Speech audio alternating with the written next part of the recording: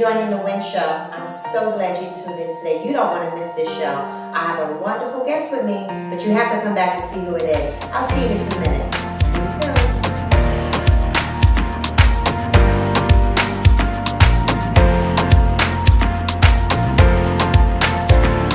Welcome back to the Win Show. I'm so glad you tuned in. I have with me a wonderful guest, Dr. Corrinne. Thank you for joining the Win Show today.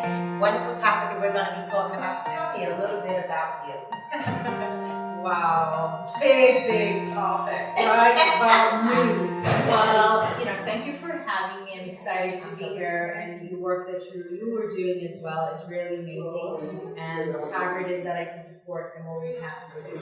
So I don't like to talk about myself at all. It's not just me. I like to be in the background, but some of the work, I guess, in terms of what I do is helping people, and I think I like to have people really go into happy and actually realize what it is that will take them to that level. I think more people take for granted that concept of, everybody's just going along and doing their own things. But if you reach in and kind of, really touch that person, it makes a big difference. So a lot of the times people talk about empowerment. I talk about enlightenment. You can't get empowerment before you get enlightenment, right? To take to the next level. Yes. So I think in essence, I'm a small business startup consultant. I also do a lot of technology commercialization projects, not a lot. I've done a couple on the island and so on. I'm in the educational arena as well, whether it's going to job career fairs for 5th, 6th graders, and then in the colleges doing workshops or speaking to them or having different interaction that they need that I think is important before getting them out to the job market. Another half is training and development. All of that you can see natural extension, right? And then with that, personal and professional development. Everything revolves around that. You can't build transferable skills without getting people to be really invested in themselves and understand what they're really good at and what they can offer, so the company can grow or they themselves can grow and find something that's going to be worth their time or it's going to make them relatively happy. And everybody's going to be extremely happy. Just relatively sort of stuff. So training, so going to HR with their companies or individuals, that takes it into where I do the mentorship, or I have a women's group for the Long Island Advancement, small business that I chair, and that focuses on women leadership development, that sort of stuff. The big one that I'm a part of is from New York City, which is an awesome program which helps women either when they want to start out or when they're looking to grow their company with the NYC, Women Entrepreneurs from New York City, 5 boroughs, and that's under the Small Business Services for New York City. So I said a lot. But it's very enlightening, as you just said. But how did you came from corporate America? How was the transition? Well, I'm going to pitch my e-guy that's going to be coming up soon, right? And part of its story is essentially in that. It's what made me think to do this is going through college. I actually made a lot of analysis myself. I never stayed in any job for anywhere. Any of my bosses see this, or so on past bosses, they're like 3 years, most 4.5. You transition into something else because you're not growing, and the organizations themselves are not looking to get you to the next level, so you're ultimate capacity. So learning is important, and I talked about transferable skills before. Those are worth development. That's what you wish for, right? So looking at that, I made a lot of different sort of analysis, and I was looking at stuff. People were out of jobs.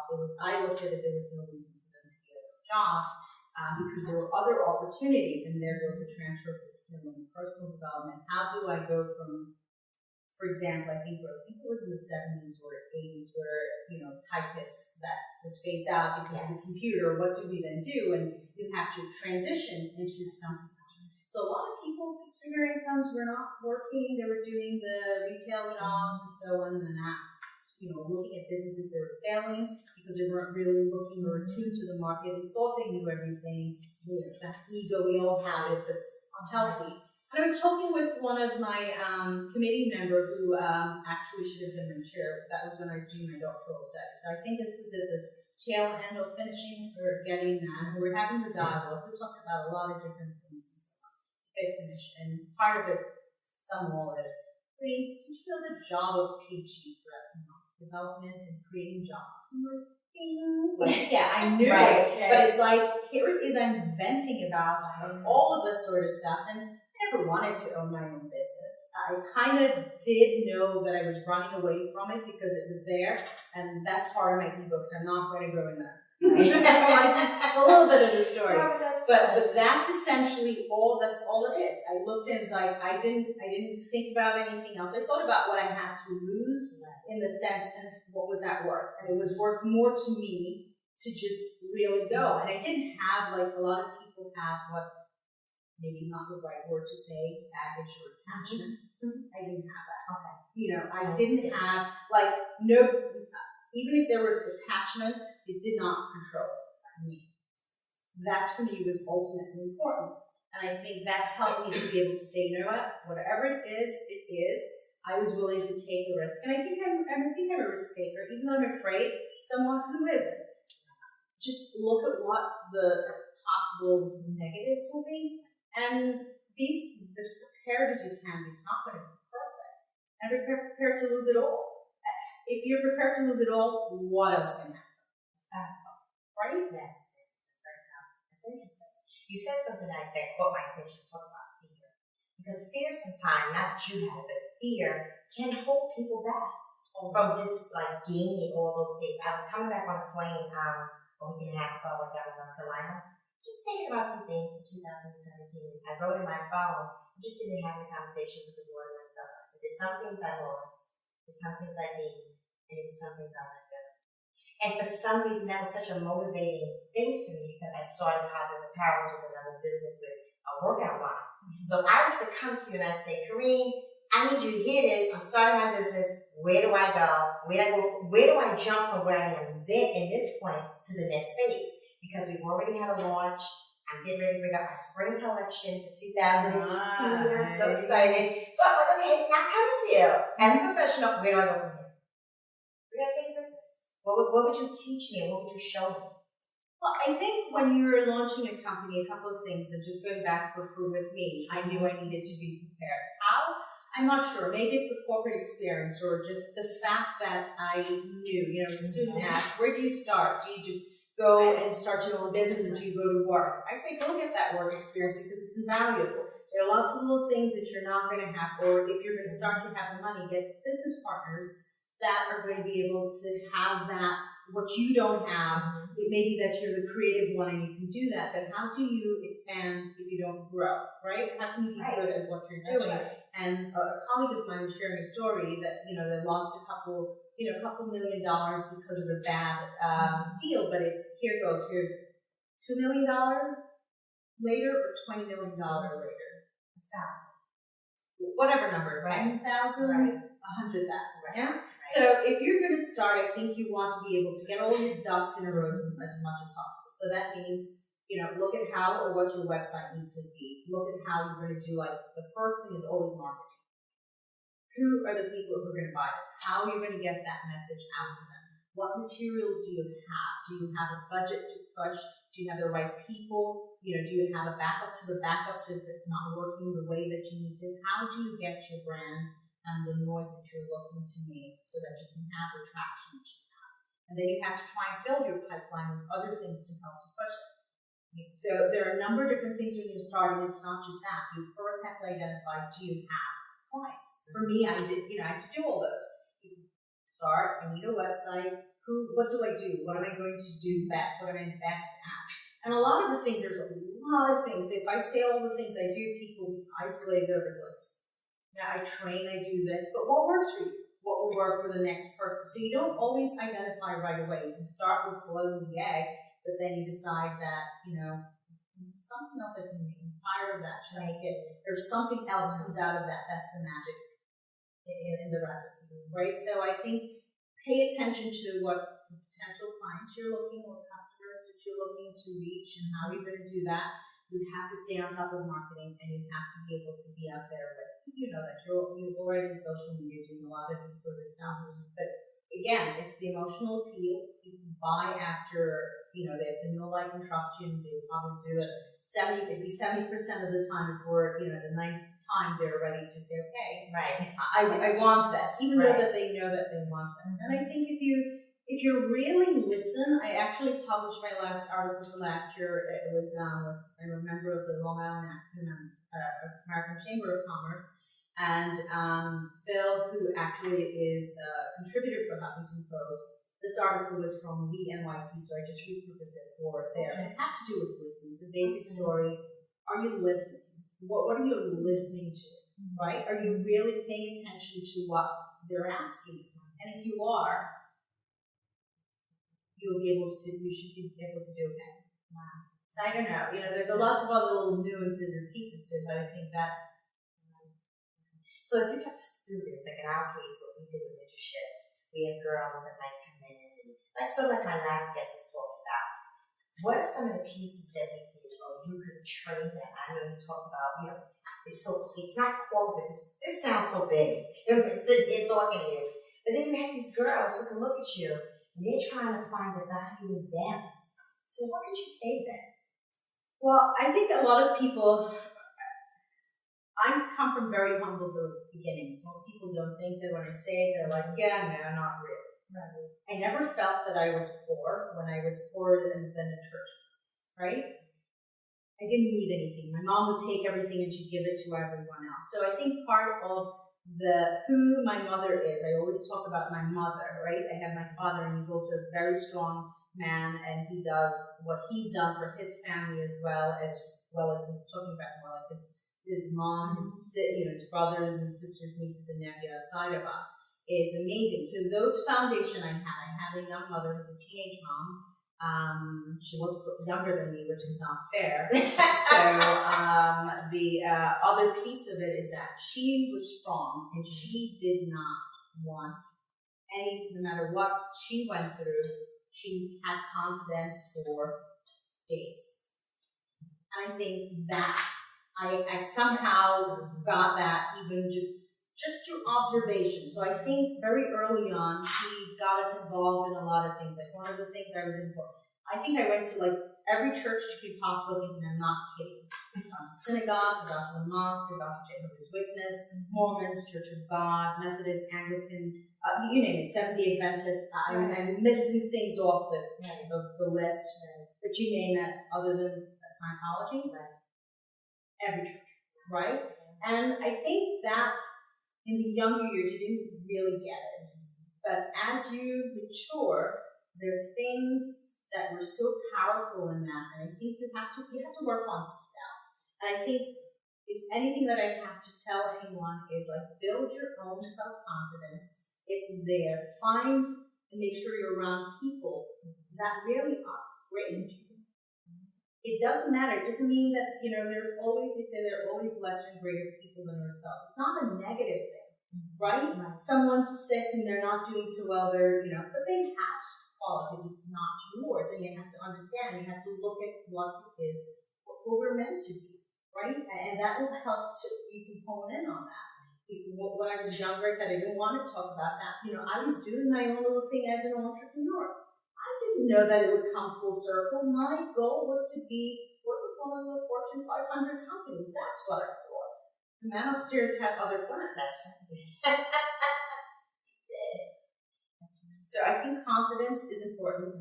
Find the people who are really vested in you, right? It's not very hard to do. Get out, talk, smile. We talk about first impression. Image is everything. Don't expect that because you go and you look a certain way that everybody's going to take that extra step to kind of see who you are, know who you are, and say, what, but you're such an awesome person. What can I do to either help you or get you out of the situation? So I think you must always try to be the best of yourself that you can have. I don't know if that's how. I was in an email I sent to a colleague of mine who's a chair for one of the organizations, and he said, are you on email? I'm on email pretty much all the time because I'm always busy, but not all the time. It's like 24/7. I said, no, don't you mean like 3610? So 36 meaning I've added 12 more hours and 3 more days to whatever it is. I think the balancing is I have everything controlled, relatively speaking. So if I have to do personal things, they're part of my day. If I have to do my business thing, they're part of my day. So I'm not missing anything. And a lot of the things that I'm doing, even with their business, they're around people that I enjoy. So we're having good fun. We're having coffee. We're talking about life matters. And then we're dealing with business, and business is business. And then you end your wrap and that sort of stuff. So it's that relationship, I think, that you hone in on. And just make sure that you're making time for, I think more so, self comes as a result of that. I'm not, a selfish or a selfless person. I do take care of myself as best as I can. But if you need me, I think that's more important. So I make time for you because I'm going to get the greatest satisfaction out of helping you, regardless of whether you're grateful or ungrateful about it, right? Because you meet people who are very ungrateful and don't use common sense and that sort of stuff. But I get satisfaction from knowing that someone needs something and I did my best to try and help them. Right? So I enjoy every aspect of everything that I'm doing. We go to clients, we go to plays, or we go to dinners, or we go to events, right? So it's all mixed in. You do the same thing with families and friends. Yeah. So you're not really missing anything. I don't need to say, we have to do Saturdays is this. Sometimes, you set aside time depending on the uniqueness of your situation. You have to look at it and you have to ultimately know what you want. Like I said, I know. All right. Like, Wow, that's interesting. You mentioned today about cover articles you wrote. What inspires you? Like, how do you just sit down and just start writing? I did write. Do you? Yeah. Oh so my gosh. Everyone says you should write more because you have so much information and so on. I'm like, no, I know. And then you get the interns and they don't really do what they're supposed to, or they don't show up and that sort of stuff. So every once in a while, I will be very strategic about, so I might be on the train. So even with social media, people will see that I'm not, all my devices on my computer when I'm at work and so on, and then something will come in my feed if I'm on the phone, and I'll just skim it. So I'm multitasking, you're interactive. Same if I'm on the train, or I have to stop in between a meeting, I have to stop at a Starbucks with Panera Bread, and I'll jot things down. So I'm a jotter. So I have the framework, and then the thought, when I finish it, piece it together, then I can do a review and someone else can review it and tweak it a little bit for me. So I don't write as much as I could or should. So, and I don't mind. I think, this is where my speaking and the workshop other aspect, they for me to keynote, or they invite me to the keynote, or I do the workshops for them, or training comes into play. This is where I get that sort of insight. But this is part of my program, part of my to-do before. I had to write an article or two. Exactly. So I had to frame it out. I had to. Right. What do you want to write about? Because there's so many things that I can write about, and it's like, what do you write about and how? So maybe, what I'll do afterwards, I'll share it with you. You can take a look at it. I think it was being vain or something like that. But I think it really was a good article because I think it embodied a lot of what people needed to hear. And I got the feedback. And they cleaned up, the editors cleaned it up really nice. So it's like, oh my goodness, what can I write with that?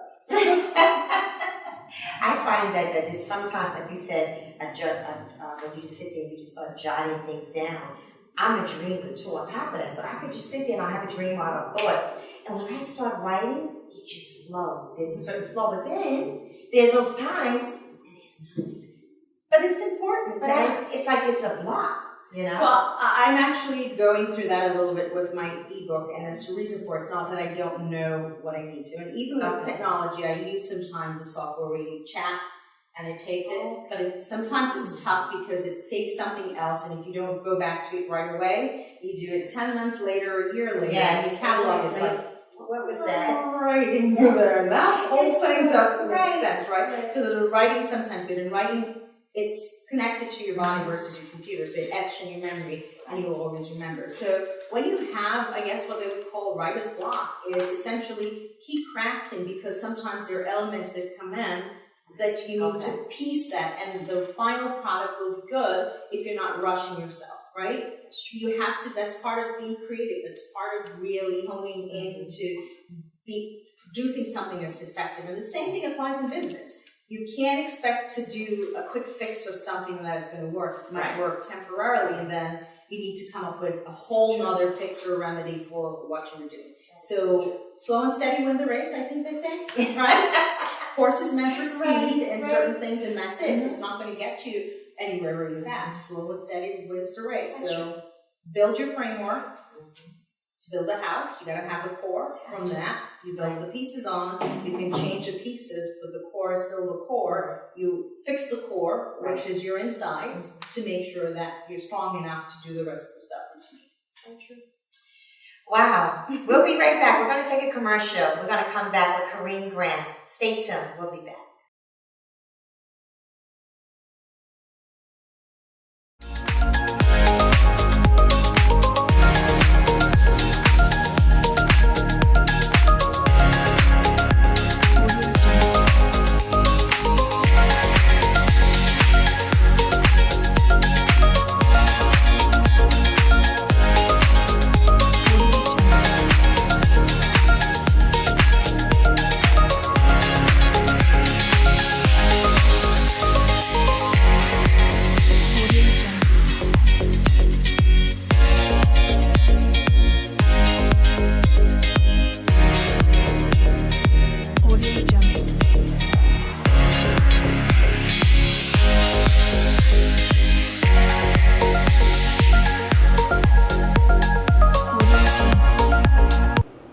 Welcome back to the Wen Show. I'm so glad I'm here with my guest, Corrinne Graham from Graham International Consulting and Research.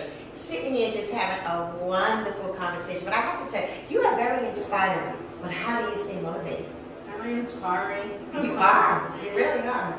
I think I stay motivated because I get back, right? So remember earlier I mentioned about doing things. Like there's something that someone says that even if you went undetected, like you didn't expect an impact, and they come back and they said something to you indirectly, it's like, wow, right? So that, I think it's like, that flicker of hope you don't have, or doubts and that sort of thing. I think, going back to what I talked about having to be in all those churches, people look at, have had negative experiences, I understand, but I think I look at it, I love God for a reason, not for the reason where others do, right? I've gone through things where there were near misses that if there wasn't a God, it wouldn't have been possible, right? And this is when I'm like a young, like 5 and 7, 12, that sort of stuff, all throughout my life. So I think for me, my inspiration, it's from people, hearing their stories, their journeys that they've come through. And I always go back, there's songs that always play in my head from religious songs, from being on choir. I can't sing, sorry. Used to then, right? Used to then. And I do read the Bible. I mean, I don't read it like most people. So I start my mornings with a couple chapters out of Psalms. I'll try to, not with Proverbs here or there. I'll start, but I do a chapter a day, and then I do my other little things that I have, and those things, like when you look at it, it's like it really tells you about your day-to-day life, like everything that's going on. And I think people are not able to look past a lot of those things and say, oh, and really interpret it. I wasn't taught in a religious manner, that I'm not a theologian or anything, so I don't get a lot of these things. So I listen to a lot of these people who minister and so on, and I hear what they're saying. I have my own opinion about certain things, but I find it fascinating. So I think I plug in when I go out and I do things. I go out, I go to an educational program. Am I doing the right thing? Am I on and that sort of thing? And as I said, for me, my inspiration is really from what I do. Right.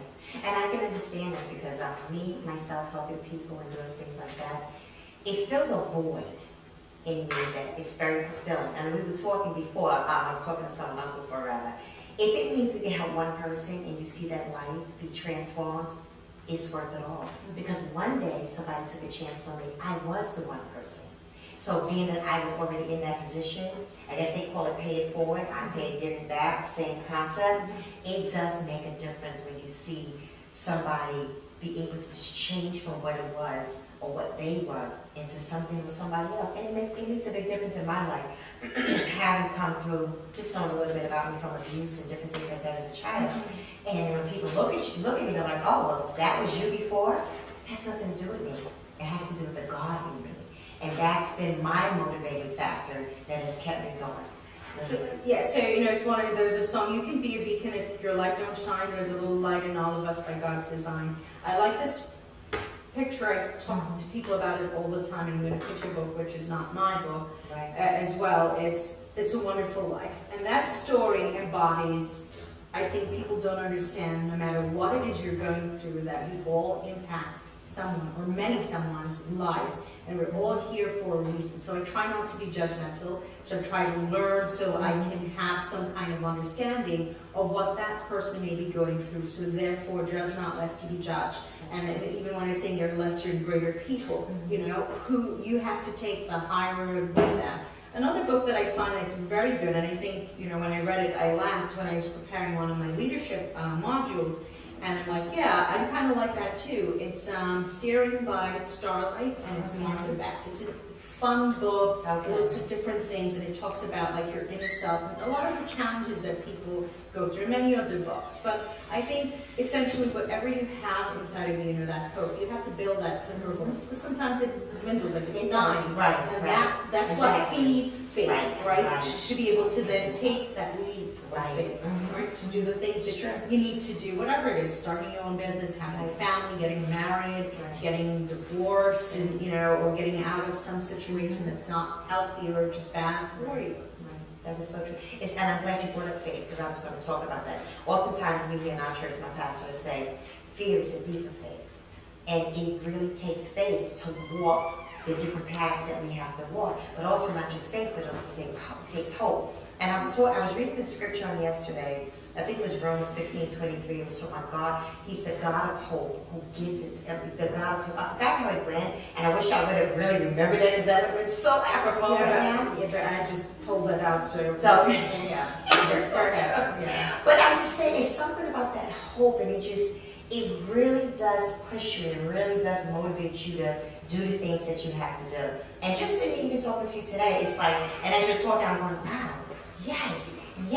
Oh yeah, no, I can't say it, but I'm saying it now. But that's exactly how I feel just sitting here talking to you. That faith and that hope that you really do inspire.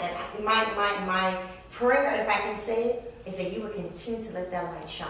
Because it's so bright. It's so bright. That means a lot to me. No, I really mean that. I think for me, the most priceless thing that I can do is I want to. It's like that little thing I said about you can be beacon, and I want to, because I know people need it more so than ever, and especially in this time frame that we are in. You definitely represent that light, and I have to tell you that. But you know what? Before we close the show, I want you to look right in that camera, and I want you to encourage somebody with that beacon of light. Oh my goodness!